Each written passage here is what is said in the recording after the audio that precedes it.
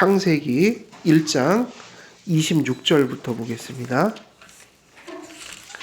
26절부터 31절까지입니다. 한 절씩 교독하겠습니다. 하나님이 이르시되 우리의 형상을 따라 우리의 모양대로 우리가 사람을 만들고 그들로 바다의 물고기와 하늘의 새와 가축과 온 땅과 땅에 기는 모든 것을 다스리게 하자 하시고, 하나님이 자기 형상 곧 하나님의 형상대로 사람을 창조하시되 남자와 여자를 창조하시고, 하나님이 그들에게 복을 주시며 하나님이 그들에게 이르시되 생육하고 번성하여 땅에 충만하라. 땅을 정복하라. 바다의 물고기와 하늘의 새와 땅에 움직이는 모든 생물을 다스리라 하시니라. 하나님이 이르시되 내가 온 지면에 씨 맺는 모든 채소와 씨 가진 열매 맺는 모든 나무를 너희에게 주노니 너희의 먹을거리가 되리라. 또 땅의 모든 짐승과 하늘의 모든 새와 생명이 있어 땅에 기는 모든 것에게는 내가 모든 풀을 먹을거리로 주노라 하시니 그대로 되니라. 하나님이 지으신 그 모든 것을 보시니 보시기에 심히 좋았더라. 저녁이 되고 아침이 되니 이는 여섯째 날이니라. 아멘. 오늘 26절에서 31절까지 말씀은 이제 우리 인간 창조에 대한 말씀이죠. 그래서 창조의 여섯째 날, 6일 동안 창조하셨는데 7일로 넘어가면 안식일이 되고요. 그죠? 창조는 언제까지죠? 6일까지잖아요. 근데 그 6일 동안의 창조 과정 속에서 가장 중요한 것은 뭐예요? 항상 인간 창조입니다. 그래서 우리가 이 말씀을 정말 믿고 이 의미를 알고 산다면 사실은 우리가 늘 먼 곳에서 감사할 것이 아니라, 물론 인간은 인류가 상당히 많지만 항상 내가 내 자신을 보면서 내가 인간으로 태어나서 인간으로 지금 이렇게 존재하고 있는 것, 이 말씀만 보아도 참 이 말씀 대할 때마다 참 감사하다. 그리고 하나님이 어떤 분이신지 우리가 우리 자신을 좀 객관적으로 살펴보면 하나님이 우리를 어떻게 지으셨는가, 내가 사람으로서 살아갈 때 내가 가진 모든 것들이 하나님께서 주신 것이라는 것을 생각하면 참 감사하지가 않을 수가 없어요. 그러니까는 먼 데서 감사거리를 찾을 수도 있겠지만 우리가 숨쉬고 이렇게 살아가면서 내 자신이 하나님께서 이렇게 지으셨다는 사실, 이것만 가지고도 참으로 감사할 게 너무 많다. 그러나 오늘도 우리가 인간으로서 이렇게 살아갈 때 우리가 왜 여기 서 있고 왜 지금 숨쉬고 이렇게 존재하며 또 우리에게 남은 날이 얼마나 많은지 알 수는 없지만 왜 우리가 어떤 모습으로 살아가야 될지가 어쩌면 이런 말씀들 속에 늘 이렇게 들려지고 있다고 봐야 돼요. 그래서 오늘 이 말씀도 우리가 살펴보며 단지 수천 년 전에 하나님께서 사람을 이렇게 만드셨구나, 여기에 그치는 것이 아니라 이 말씀 속에서 결국은 우리는 이 우주관을 발견해야 되고 인생관을 발견해야 된다는 얘기죠. 우리가 왜 여기에 서 있는지, 우리가 무엇을 위해서 지금 또 이렇게 하루를 살아가고 있는지, 또 우리가 앞으로 남은 생을 어떻게 살아가야 할지, 이런 것들을 사실은 고민하는 본문이 되어야 된다는 거죠. 이 본문은 우리의 삶의 근본적인 우리의 삶의 방향을 결정하는 그러한 토대가 돼야 되고, 이 말씀 속에서 우리가 구체적으로 우리 인생관을 정립하는 근거가 되어야 된다. 그래서 오늘 이 말씀 속에서 몇 가지 중요한 말씀들이 나오는데, 26절에 보면 하나님 형상을 따라 만드셨다. 근데 하나님 형상 따라 만드셨는데 다른 모든 피조물들과는 달리 인간에게 무슨 어떤 것을 부여하셨냐면 모든 것을 다스리라. 사실은 인간에게 모든 것을 다 위임하셨어요. 모든 것을 다스리라고 할 때 어디까지 다스리라고 하셨어요? 하나님 빼고는, 하나님은 우리가 지배를 받아야 되는 존재고요. 그러니까 항상 그걸 잊으면 안 돼요. 우리에게 우리는 하나님께 다스림을 받아야 되는 존재다. 그러나 그거 하나 빼고는 인간이 하나님께 다스림을 바르게 받는 그 순간에, 그러나 인간은 하나님께 순종하고 그분을 의지해서 그분의 다스림을 받아 살아가는 그 순간순간들 속에 그 나머지 삶은 어떻게 하나님께서 만드셨냐면 모든 것을 다스리라고 하셨다. 그러니까 하나님께서 세상을 다스리시는데 그 세상 다스리심을 우리에게 위임하셨다는 얘기예요. 그러니까 항상 이런 말이 필요해요. 세상을 다스리는 그 진정한 주체는 언제나 누구실까요? 그러니까 제1의 주체는 세상을 다스리신다. 언제나 하나님이 다스리십니다.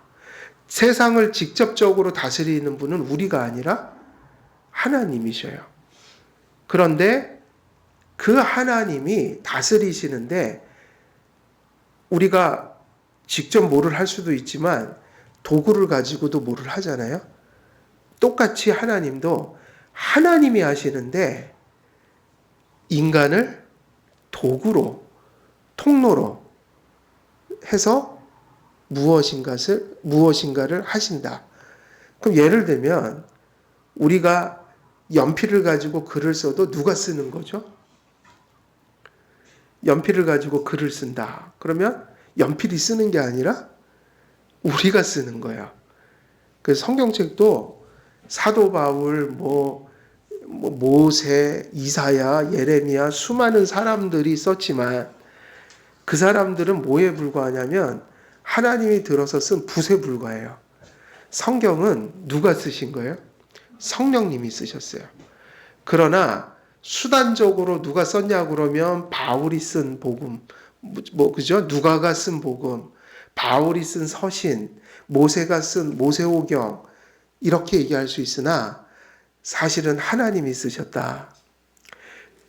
마찬가지로 하나님이 세상을 창조하셨을 때도 모든 것을 누구에게 다스리게 하셨냐면 인간에게 다스리게 하셨지만 실제로 직접적으로 다스린 분은 하나님이시고 인간은 도구적인 의미에서 하나님이 다스릴 때 인간을 통해서 다스리셨다.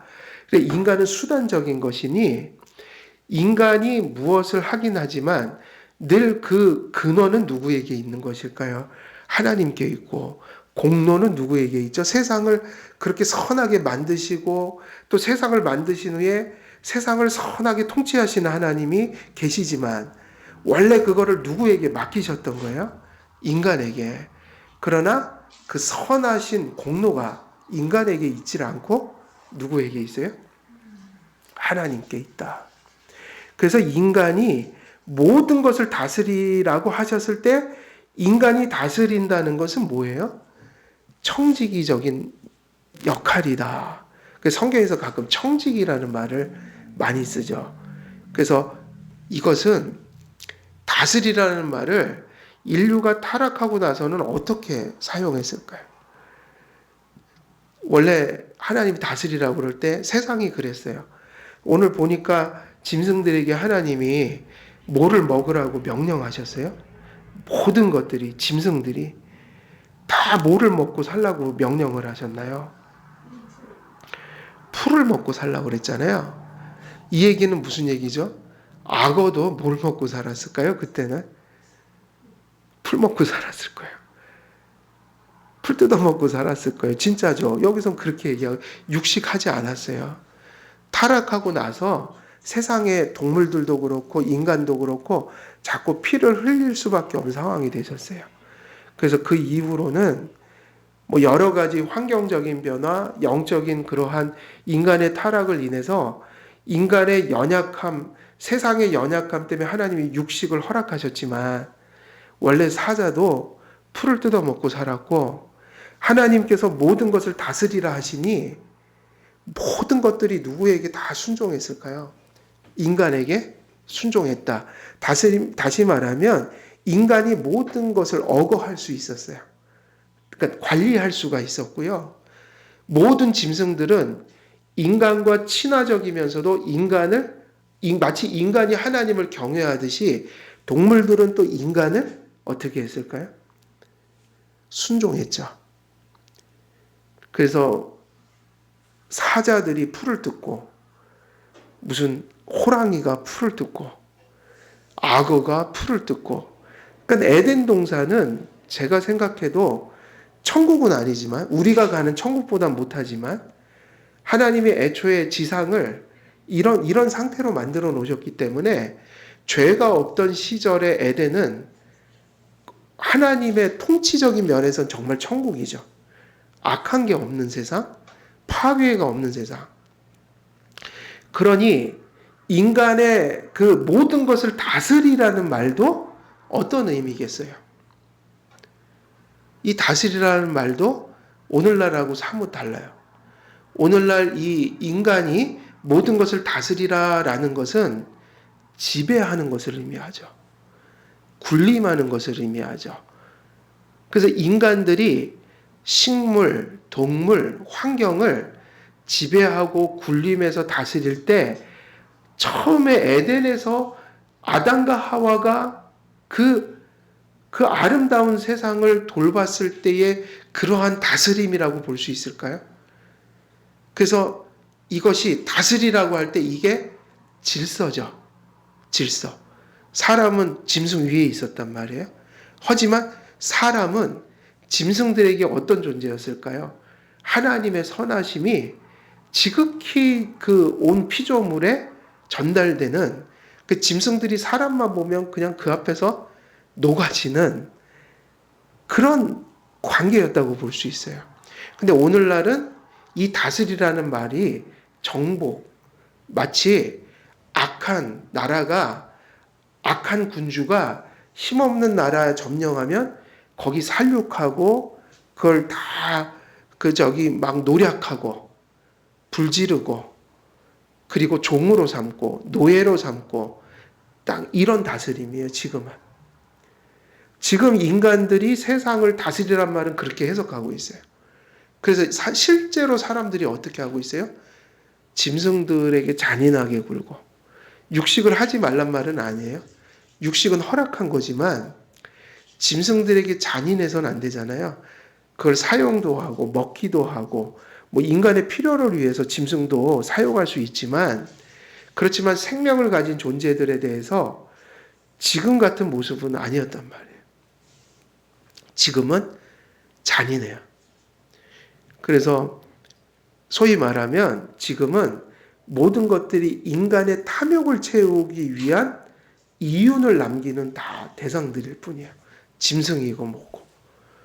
그래서 한때 많이 문제됐잖아요. 그 육식의 소비가 늘어나면 그 짐승들을 사육할 때, 그러니까 도살할 때 그게 몹시 잔인해져요. 왜냐하면 너무 많은 대량 소비를 하니까 정말 옛날처럼 집안에서 배고파서 또 생명을 이어가려고 잔치하려고 이렇게 한 마리 잡아 죽이면서도, 그래갖고 실제로는 그걸 되게 미안해하기도 하고, 사람이 참 너희들이 나를 위해서 희생한다 이런 마음들이 있었죠. 지금은 소도 그냥 그 돈을 버는, 그러니까 산업이 된 거죠.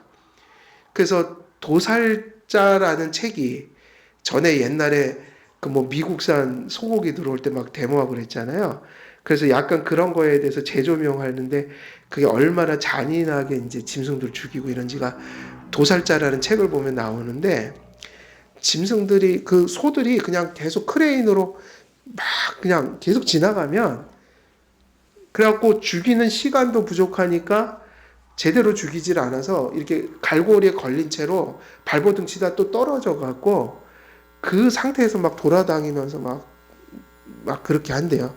그러니까 그런 일이 허다되는 거예요. 그러니까 이게 짐승도 도살하는 것도 고통 안 당하게 되게 연구 많이 해서 고통 안 주고 죽여야 되죠. 그런데 지금은 모든 것이 파괴예요. 그러니까 인간이 지배하고 인간이 무엇인가 여기서 말하는 것처럼 뭔가를 다스린다라고 할 때 늘 그 다스림은 뭐로 다 바뀌어 있는 거예요? 하나님이 생육하고 번성하라고 그랬잖아요. 짐승이든 식물이든 뭐든. 그러니까 인간에게 다스리라고 명령하신 거는 뭐하게 만드는 걸 의미하는 거예요. 생육하고 번성하고 하나님이 모든 피조물에게 복이 되는 그런 일들을 전해주는 통로로서 인간의 청지기 역할을 했다. 근데 지금은 다스린다, 지배한다는 말이 다 어떻게 지금 실천되고 있냐면 거의 다 파괴죠. 뭐 인간들이 돈 벌려고 파괴하고 돈 벌려고 생명이고 뭐고 인정이고 없는, 그래서 심지어는 생명까지도 적어도 짐승이지만 하나의 생명이잖아요. 동물적 생명.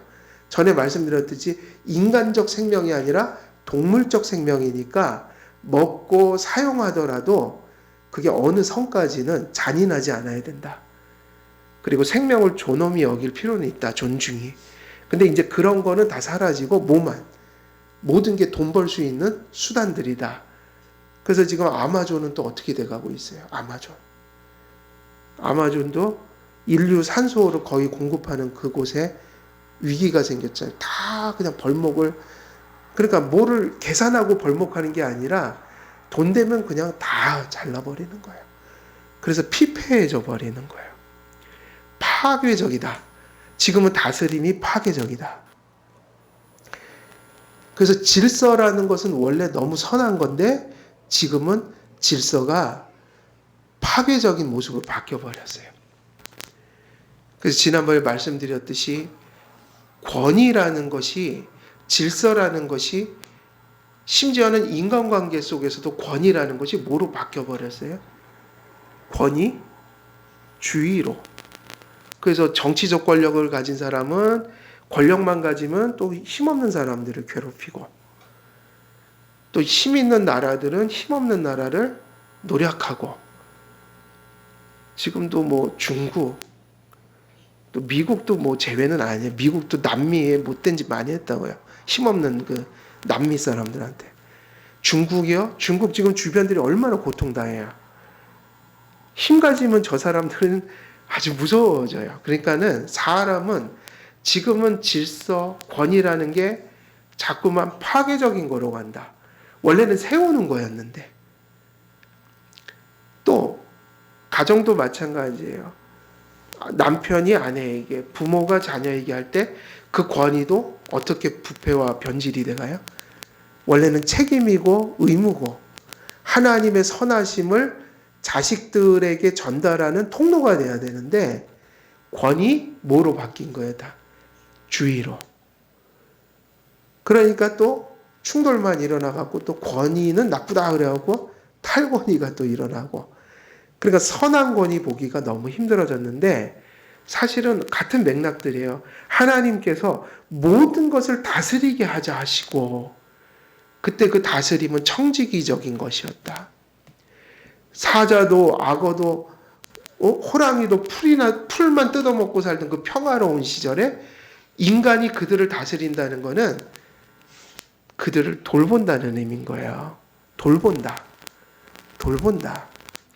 하나님의 은혜가 계속해서 이렇게 흘러가는 통로였다. 그래서 우리 부모님들도 자녀들을 양육할 때 그런 생각 많이 좀 해야 될 것 같아요. 물론 자녀들은 부모님께 순종하라, 그 권위에 순복하는 거 배워야 되고, 부모님들이 권위라고 할 때는 뭐냐면 부모가 자기 마음대로 자식들을 하는 게 아니라 지배하는 게 아니고 혹은 소유하는 게 아니죠. 왜냐하면 이 말하고 똑같은 거예요. 하나님이 만든, 하나님이 주인이신 세상을 네가 한번 잘 돌봐봐라, 이 얘기거든요. 그럼 자녀들도 사실은 누구 거예요? 우리 거예요? 하나님 거예요. 그러니까 이거를 인정 못해서 보니까 늘 가정에는 불화가 생기더라고. 계속 소유하고 살고 싶은 거죠. 근데 성경에 보니까 내가 부모를 떠나 어떻게 하라고 그랬죠? 부모를 떠나 한 남자와 여자가 만나 어떻게 해라? 한 몸을 이루어라. 그럴 때 한 몸을 이루려면 어디를 떠나야 돼요? 내 부모를. 그럼 그 부모를 떠난다는 게 부모 돌보지도 않고 이렇게 아니라 정신적인 독립을 하라는 얘기죠. 내 삶의 주체는 이제 결혼을 하는 순간 누구하고 상의해서 모든 걸 결정하는 거예요? 부부가. 근데 그렇게 결정해서 가정을 잘 이루어서 부모를 잘 돌봐야죠. 부모를 잘 돌보고 사랑하고, 그런데 그 가정의 이제 주체는 누가 되는 거예요? 주체라는 게 뭐냐면 모든 걸 결정하고 가는 책임을 누가 갖는 거예요? 부모님이 갖는 거예요? 내가 갖는 거예요? 그 부부가. 이렇게 돼야지 정상이거든요. 그래서 정신적인 독립이 돼서 한 가정이 이제 주체가 돼갖고 그렇게 성숙한 모습으로 부모를 돌보는 거죠. 근데 우리나라는 그게 잘 안 되니까 독립이 안 되잖아요. 그러니까 효도하지 말란 얘기는 아닌데 결혼하고 나서도 계속 누구에 의해서 결정하고 가야 돼요? 부모님. 그러니까 부부싸움이 난다고요. 시댁 어른 말을 들어야 돼요. 처갓집 어른 말을 들어야 돼요. 부모님 말 듣는 것도 또 이게 복잡해져요. 또 두 양가가 또 이렇게 같이 가면 좋은데 또 달라 생각이요. 그게 아니라 부부가 결정하고 가야죠. 모든 거를. 이제 책임도 자기들이 지고. 그런 의미에서 독립은 맞는데, 중요한 것은 우리가 자식들도 내 소유는 아니에요, 사실은. 엄밀히 말하면 하나님 거고요. 그러니까 맡겨주신 존재들이라서 하나님의 뜻이, 하나님의 복이 자녀들에게 가도록 부모가 독립할 때까지 통로가 되어주는 거야. 그것이 부모 역할이다. 그래서 모든 것을 다스리게 하자 할 때 원래 인간은 하나님께 지배를 받음으로, 통치를 받음으로 하나님의 것으로 세상을 이롭게 하는 일종의 통로가 되어야 하는 거, 되게 중요한 역할이었죠. 이 모든 것을 다 누구에게 맡겼기 때문에 인간이 중요할까요? 이 모든 것을 인간에게 맡기셨다. 그렇게 보면 우리가, 인간이 참 대단한 존재잖아요. 모든 것을 인간에게 다 위임하신 거예요.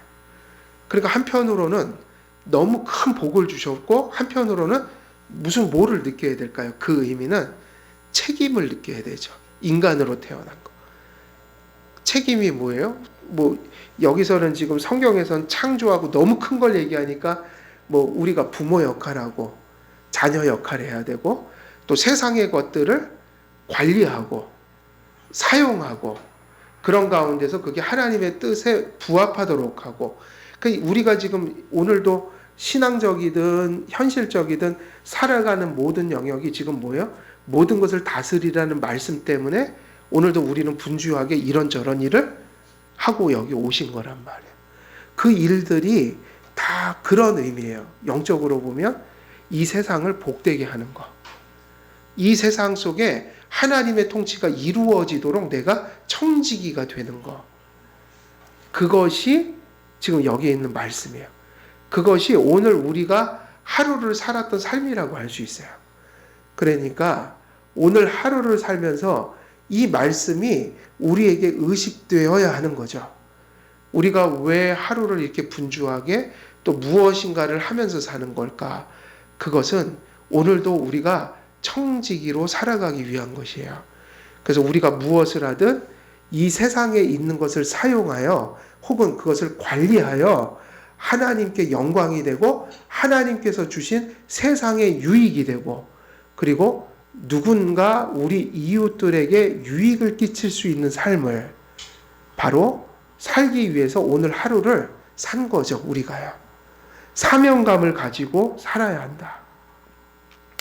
그래서 이렇게 막중한 책임을 가진 게 인간이기 때문에 인간은, 인간의 통치는 직접적인 통치가 아니라 하나님께 위임을 받은 거기 때문에 이제 이게 중요하죠. 이 모든 것들이 아까 말씀드린 대로 왜 인간의 청지기적인 소명이 뭐 다른 말로 표현하면 이걸 문화명령이라고 하잖아요. 문화명령이 믿는 자든 믿지 않는 자든 왜 지금은 이렇게 하나님이 심히 좋았더라고 말씀하신 그 좋음이 우리의 삶을 통해서 그것이 좋음이 나타나지 않는 것일까? 오히려 신음과 고통과 절규가 세상 속에서 자꾸 이렇게 들려지는 것일까? 그러면 청지기적 삶의 생명은 그 청지기적 삶은 하나님께서 이 땅을 다스리는 통치의 수단이기 때문에 인간이 누구의 통치를 받을 때만 이것이 선해질 수가 있는 거예요. 하나님의 통치예요. 근데 지금 사람들은 지배하고 군림하고 다스리려고만 하지 또 세상에 있는 것을 사용해서 무언가 자신의 이윤과 이득을 남기려고 하지 그것이 하나님으로부터 온 것이며 하나님께 영광을 돌리고 하나님의 어떤 선한 목적을 성취하기 위한 수단이라는 것을 알지 못해요. 그래서 전에도 지난번에 말씀드렸듯이 현실에 속한 것들을 우리가 부정하지 않는다고 했지만 현실에 속한 모든 것들은 항상 어떤 의미의 가치를 가졌다고 그랬어요?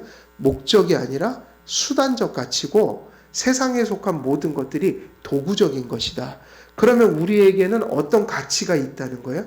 수단적 가치가 있다면 목적이 되어야 하는 가치가 있는 거죠. 그거는 하나님께 있는 거예요. 그게 뒤바뀌는 게 뭐라 그랬죠? 우상이다. 아이들도 공부하는 거 보면서 이 이쁜 아이들이 있고 보기 싫은 아이들이 있어요. 제가 옛날에도 우리 교회는 주일학교가 없지만 저는 이제 옛날에 일반적인 또 그런 곳에서 많이 사역을 했으니까 주일학교 하다 보면 화날 때가 있다고요. 어떤 애들 보면 기분이 좋을까요? 공부하는 거 보면. 마음속에 그래도 하나님을 알고 가는 아이들. 그래도 저놈들이 공부해갖고 뭐가 되면 하나님 사람 섬기고 살겠지 그런 생각이 드는 아이들이 있고 어떤 놈들은 공부를 무지 잘해. 근데 보기가 싫어요. 아유 저놈들이 저렇게 공부 잘하면 그 공부 잘한 거 갖고 또 얼마나 무슨 짓을 할까. 지금도 싹수가 노란데 저렇게 못됐고 하나님 지지리도 안 믿고 막 그러니까 마음이 답답해지는 거야. 공부 잘하는 게 불안해져요. 오늘 요즘 TV 뉴스를 안 보고 싶어요. 저는 자꾸 TV 보면 좀 속상해져요. 왜냐 세상을 사실 이렇게 돌봐야 될 사람들이 사실 공부 많이 하는 사람들이잖아요. 뭐 법관이니 뭐 국회의원이니 뭐 근데 왜 그들 수준이 초등생들만도 못할까? 이렇게 하는 짓들 보니까 도무지 막가요. 보니까 이 사람들이. 그러니까 참 안타까운 거야. 그러니까 그 얘기를 하는 거예요. 모든 것이 이게 수단이에요. 아이들이 공부하는 것도 뭐 하기 위한 거예요? 수단적인 것을 지금 얻기 위해서 가고 있는 거지. 그건 궁극적으로 어디로 가야 돼요? 아이들이 누구에게 영광 돌리도록 해야 합니까? 하나님께 영광 돌리도록. 그리고 하나님께 받은 은혜가 감사해서 자기의 주신 역량으로 하나님과 이웃을 최선을 다해서 섬기고 자기가 주신 재능으로 사회에 기여하고 뭐 이런 모습으로 가야 된다. 그러니까 누구의 통치를 받아야 가능한 거예요? 하나님 통치요. 이건 거기서 결정이 돼버리는 거예요. 그러니까 모든 질서라는 걸 얘기할 때 항상 돌보는 입장에 있는 사람들, 세상 같으면 위정자들, 교회 같은 경우는 직분자들, 그리고 또 가정 같으면 부모님들. 항상 누구의 지배를 받아야 그 질서가 누군가를 섬기는 하나님께 영광을 돌리게 하는 수단이 되어진다. 그런 의미들을 우리가 생각해야 되니까 결국 모든 것을 다스리게 하자 이 얘기는 어디에 의해서 결정되고 끝나냐면은 하나님께 그 질서가 권위가 지배받느냐 그렇지 못하느냐. 그래서 이제 중요한 얘기가 나오죠. 인간은 이렇게 존귀한 존재로 지음을 받았어요. 그리고 이렇게 엄청난 책임을 가지게 되었어요.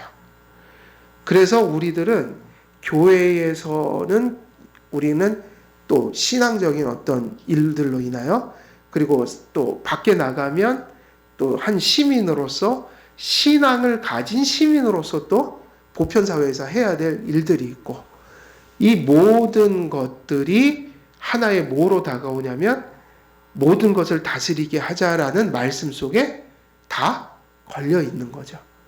그래서 이것이 바르게 되기 위해서는 하나님의 통치를 받아야 한다.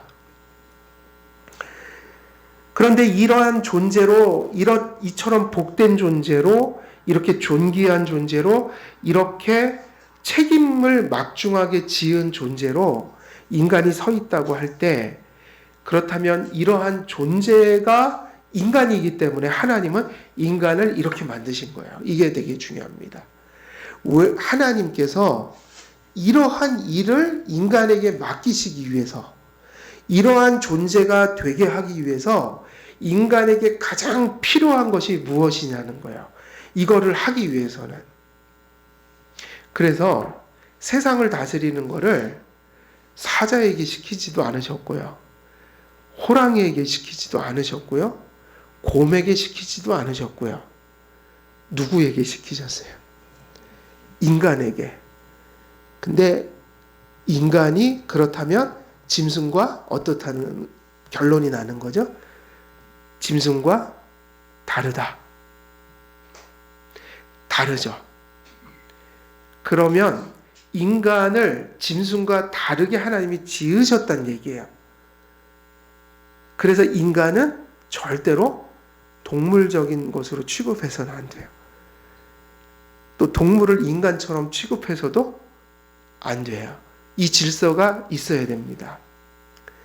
그런데 인간이 짐승과 다른 이유는 이 한 가지 때문이죠. 무엇일까요? 그래서 오늘 본문은 중요해집니다. 신학자들이 인간론을 가르칠 때, 혹은 타락을 가르칠 때, 혹은 구원론을 가르칠 때 언제나 이 구절을 사용할 수밖에 없어요. 이 구절을 살필 수밖에 없어요. 왜냐하면 짐승의 구원도 아니고 인간의 구원이기 때문에. 인간이 모든 것을 다스릴 수 있는 역할을 맡을 수 있었던 것은, 혹은 그것을 할 수 있도록 인간을 지으실 때 그렇기 때문에 인간에게 베풀어 주신 게 뭐냐면 그것이 하나님의 형상이에요.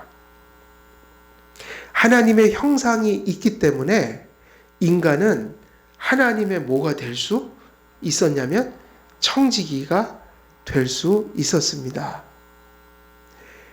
인간을 만드실 때 육체와 무엇을 결합시켰냐면 영혼을 결합시키시고 그 영혼이 하나님께 온전히 응답하기 위해서는 또 아까 말씀드렸듯이 하나님과 바른 관계를 맺어서 이 세상 속에서 인간과 인간관계 속에서 혹은 인간으로서 모든 피조물을 선하게 관리하는 입장에서 그 역할을 감당하기 위해서는 하나님의 형상을 가진, 영혼 속에 하나님의 형상을 가진 존재여야만 했다.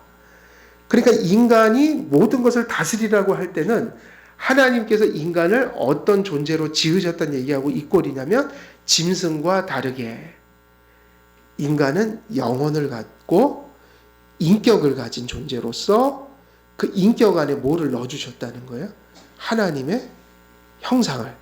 그래서 칼빈은 하나님의 아까 인간의 영혼이 무엇의 좌소다 그렇게 가르쳤을까요? 인간의 영혼을 지어주셨는데 인간의 영혼을 무엇이 거하는 좌소로 만드셨다 그러면 하나님의 형상이 거하는. 그래서 이 두 가지가 중요하죠. 영혼을 가져야 한다. 그리고 거기에 하나님의 형상을 주셨다. 그래서 인간이 뭐와 달라지는 거예요? 동물과 짐승과. 그래서 기독교적인 세계관하고 지금 이 계몽주의 시대에 그 계몽주의에 속한 사상들 속에서 나온 온갖 인간론들 얼마나 다른가. 그래서 우리가 얘기하는 이 성경에서 가르치는 이 이야기는 항상 이걸 중요시하죠. 인간은 짐승이 아니다. 그 얘기는 반대로 짐승이 갖지 못한 것을 인간만이 가졌다. 그래서 그것을 인식하는 것이 교회의 뭘까요? 건전함을 결정하는 거예요. 그러니까 이것이 지식이 아니라 단지, 그러니까 무슨 인포메이션, 지금 우리가 무슨 개념 하나를 배웠습니다.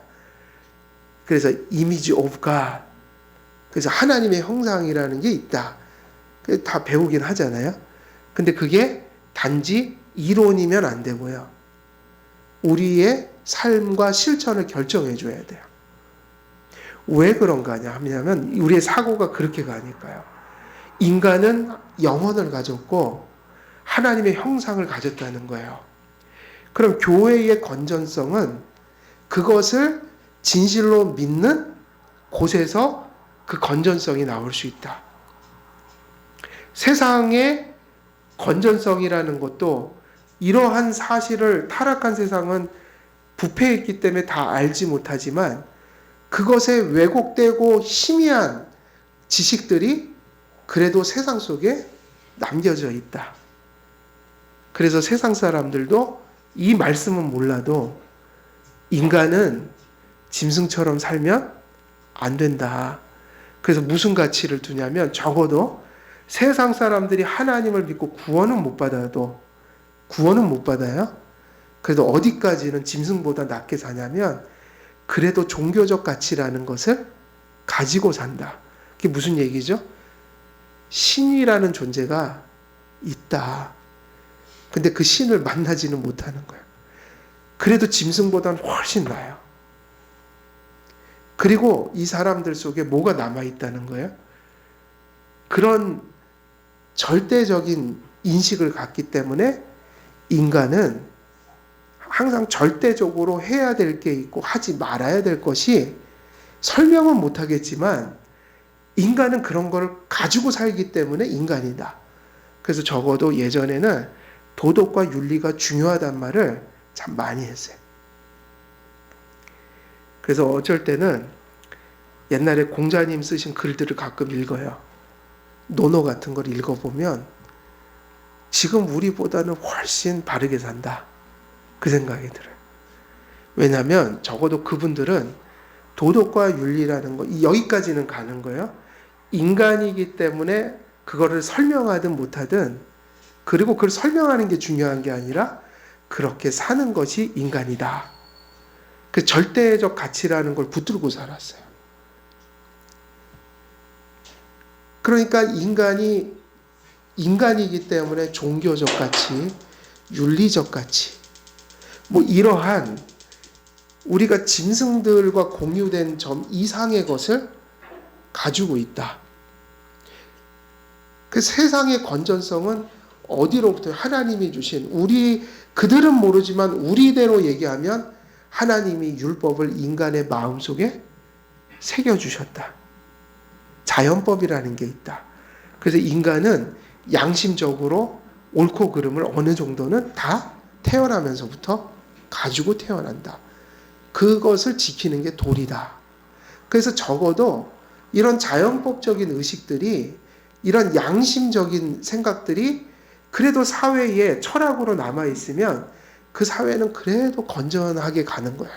사회적 수준에서. 구원은 아니더라도. 그런데 교회로 돌아오면 이제 우리는 어느 정도는 고백하고 살아야 돼요. 우리는 영혼을 지닌 존재고 우리 영혼 속에 하나님의 형상을 회복해야 구원을 받는다. 이것이 그냥 지식이 아니라 오늘 하루를 살아가면서 실제여야 하는 거죠. 오늘도 누구와 만나고 누구를 대하고 또 어떤 일들이 발생했을 때 우리가 그것을 반응하는 모습들, 세상 속에서 세상의 것들을 사용하면서 살아갈 때 우리 속에서 적어도 무엇이 나타나야 된다는 거예요. 하나님의 형상이 회복된 모습으로 이 세상을 반응하면서 살아가야 된다는 거. 그걸 이제 우리가 얘기하면 믿음으로 살았는가?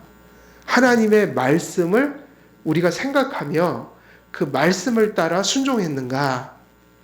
아니면 그 말씀을 불순종했는가? 그렇다면 우리는 또 회개하고 돌아가야 되지 않겠는가? 뭐 이런 생각들이 결국 그게 무엇을 인정하기 때문에 가능한 거예요? 우리는 하나님의 형상을 가지고 있는 존재요. 그것을 회복하고 살아가야 될 존재이다. 이런 의식이 실제적인 삶 속에서 우리의 삶을 결정해 줘야죠. 우리가 어떤 생각들을 할 때 우리가 그런 존재라는 것을, 그것이 오늘 살아가는 오늘 이 하루의 삶 속에서 그것이 나타나야 한다. 그래서 이러한 교리들이 그 교회의 뭐를 결정하는 거예요? 삶을 결정하니까 그 교회의 건전성이 이러한 신앙 고백과 말씀과 교리들을 어떻게 깨닫고 실제로 그 삶의 실제로서 그들이 경험하고 가는가, 그걸 붙들고 가는가. 이론적인 어떤 저기 있는 이론이 아니라 오늘 하나님의 형상대로 살아가야 되지 않겠는가. 내가 오늘 내가 무슨 죄를 지면 하나님의 형상을 더럽힌 그러한 의식 때문에 회개하는 실제가 있어야 된다는 거죠. 그러니까 하나님 말씀과 교리를 이런 의미예요. 실제로 믿는 게 중요하다. 그렇게 실제로 안 믿으면 그건 다 뭐가 되는 거예요? 이론이 되고 끝나는 거죠. 그냥 사변인 거죠. 그냥 사고 체계인 거죠. 근데 하나님 말씀이고 그것이 실제로 우리가 붙들고 산다면 그건 우리에게 삶인 거예요. 오늘 내 속에서 하나님의 형상을 의식하면서 살아가는 거죠. 교리는 그런 것이어야 한다. 그러면 교회의 건전성이 왜 파괴된 것인가? 실제로 교회가 가지고 있는 그들의 삶의 가치관을 보면 많은 성도들이 이 말씀을 그저 그냥 스쳐가는 정보로 여기고 가는 것이에요. 또 한편으로는 어쩌면 이 교리들을 알지 못해요. 많은 분들이. 하나님의 형상이 뭔지도 살아가면서 의식하지 않고 살아가는 거예요. 그렇게 되면 결국 교회는 어떻게 살까요? 세속적인 물결을 이겨낼 수가 없어요. 여러분, 세속은 지금 어떤 거 아니에요? 짐승과 인간은 달라요? 본질이 같아요? 지금 이 시대는 진화론이 지배하니까 같은 거잖아요. 우리가 얘기하는 종교, 도덕까지도 진화론자들은 뭐로 봐요? 되게 메커니즘, 이 인체적인 메커니즘으로 보죠. 예를 들면 하나님 종교가 뭐냐? 진화되면서 뇌가 발달해서 만들어낸 이 종교 체계. 그럼 종교의 기원은 뭐죠? 라고 하면 뇌의 발달. 요즘에 뇌과학은 다 그렇게 갑니다. 정신과 의사들이 다 그렇게 환자들을 돌봐요. 그 전제 아래서. 뇌의 메커니즘으로 다 가요. 그래서 저는 요즘에 이게 심리적인 병들도 의학적으로 다루어야 될 영역이 있고 그 의학이 다는 아니다. 우리 마음의 병은 뭐 우울증 같은 것도 인격적인 문제도 있고 신앙적 문제도 있는 거야. 단지 약만 먹고 되는 게 아니다. 실제로. 그러니까 다 해야 되는 거예요. 약도 필요해요. 왜냐하면 인간의 영혼은 육체적으로도 연결되어 있기 때문에 우리의 어떤 심리적인 고통은 약으로도 어느 정도는 조절이 됩니다. 사실은. 그러나 그건 근본적이지는 않아요. 그거는 약화시킬 뿐이에요. 제가 볼 때는.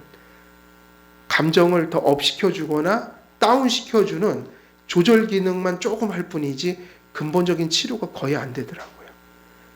더 들어가야 돼요. 도덕적인 치료도 필요하고 신앙적인 치료도 필요하다. 다시 말하면 내가 어떻게 믿고 어떻게 결단하고 어떤 내 인격이 어떻게 하나님 앞에 반응해야 될지 그걸 신앙적으로 돌아보면서 은혜 받고 돌이켜야 될 문제도 많다. 단지 병증이라고만 할 수는 없다. 이게 다 얽혀 있다고 봐요. 그래서 약 먹는 걸 좀 반대 안 하지만 약으로 다 되는 것도 아니다. 그래서 우리가 교회가 이러한 교리들을 삶의 실제로 보는 거는 정말 중요하다. 진화론자들은 그저 인간과 짐승이 발달과 덜 발달의 차이지 본질의 차이가 아니거든요. 그러니까 그 얘기는 뭐를 부인하고 산다는 얘기일까요? 그 사상이 들어오면 하나님 형상이라는 혹은 인간이 영혼이라는 걸 잊어버리고 사는 거고, 그게 기독교인들로 영향받으면 말로만 하나님 형상 이런 거는 자주 들어서 익숙하지만 실제적으로 생각하고 살아가는 건 세상에 물들어서 그 이상을 생각하지 않으려고 하는 거예요. 인간적 욕구 이상을 생각하지 않는 거예요. 그러니까 뭐를 생각 안 하는 거죠? 하나님도 혹은 인간에게 주신 법이라는 것이 있다는 것을 생각하지 않으면서 살고자 하는 거예요. 우리가 하나님 인간관을 이 계몽주의 시대에, 이 포스트 모더니즘 시대에, 이 진화론적인 양상들이 온 문화를 지배하는 시대 속에서 이 하나님 말씀을 붙들고 사는 것은 쉬운 일이 아니에요. 그러니까는 세상이 거기까지라고 얘기한 것 이상을 살아가야 되니까 힘든 거예요. 세상은 거기까지라고 하거든요. 뭐 사람이 거기까지 하면 되는 거지. 근데 우리는 아니에요. 하나님이 형상을 가졌기 때문에 그 형상에 관계된 것까지는 가야 된다는 거니까 우리는 신앙도 얘기하고 뭐도 얘기해요? 윤리와 도덕적 가치도 얘기를 해야 되는 것이죠. 왜냐하면 짐승이 아니니까요. 근데 오늘날은 그것을 힘들어해요. 사람답게 살자는 말이 몹시 힘들게 다가온다고요. 왜냐하면 이걸 안 믿기 때문에 스스로 자기 수준을 어디다가 내려놓은 거예요. 진화론이라는 건 딱 그거예요. 인간을 동물 수준으로 내려놓고 도덕, 윤리, 종교를 다 그렇게 만들어버린 거예요. 그래서 우리가 이 말씀들이 되게 중요한 주제를 다루고 있다. 그래서 오늘은 여기까지 해야겠네요. 시간이 많이 지났는데 오늘 첫째 말씀드린 건 그거예요. 인간을 어떤 존재로 만드셨냐면 하나님의 인격적인 통치를 받으면서 그 통치를 근거로 해서 세상을 복되게 하고 선하게 하는 일종의 청지기적 역할로 부름을 받았다. 그게 첫째고요. 그러면 우리가 얼마나 존귀한 존재인가, 또 얼마나 막중한 책임을 가진 존재인가. 우리는 문화 명령을 받은 존재다. 그러면 그 다음으로 들어가는 중요한 교리가 뭐냐면 오늘 성경 본문도 그러한 하나님의 청지기적 역할, 그거는 누구만 할 수 있냐면 영혼을 가진 존재, 인격을 가진 존재. 거기서 끝나는 게 아니라 그 인격과 영혼 속에 뭐를 가진 존재여야 되는 거예요. 하나님의 형상. 조금 쉽게 말하면 하나님의 선한 그 성품을 닮아야 된다는 거죠. 그러면 조금 더 우리가 여기 속에서 우리 말씀을 적용하면 이 시대를 살아갈 때 우리가 늘 생각해야 되는 것이, 그러니까 그런 문화적 도전이 있다는 거예요. 뭐냐? 하나님의 형상으로서 우리 자아를 바라보지 못하게 하는 사상들이 만연해 있으니까 어떤 삶을 살 확률이 높은 거예요. 우리가 영혼이라는 걸 잊어버리고 살게 만드는 거고, 하나님의 형상을 지녔다는 존재를, 그 사실을 잃어버리게 만드니까 우리 삶을 어떤 모습으로 끌고 가는 거예요. 그런 사상들이 동물적 삶. 그냥 욕구하고 바라고 그거 이루면 끝나는 거죠. 도덕이고 뭐 신앙이고 없는 거죠. 그 정도 살면 된다. 근데 그것이 불가능한 얘기인 거예요. 왜냐하면 하나님께서 우리를 뭐로 만드셨으니까 동물적 차원에서 사는 건 하나님이 기뻐하시는 게 아니죠. 어디까지 가야 되냐면, 그래서 그 얘기가 나오는 거죠. 인간답게 살아야 되는 거죠. 인간이 인간답게, 인간이 누릴 가치들을 누리면서 인간 수준에서 살아야 한다. 그거는 무엇 때문인가? 그래서 이 교리가 중요하다. 이게 하나님의 형상을 얘기하고 있다는 거죠. 그래서 이것을 깊이 인식할수록 교회의 수준이 높아지고, 세상은 여기에 대한 희미한 지식이 있지만 적어도 이런 차원을 그들이 설명 못하더라도 기독교인의 입장에서 이러한 것들에 속한 세상에 아직 남겨진 가치들이 건강할 때 사회 역시 건강할 수 있다.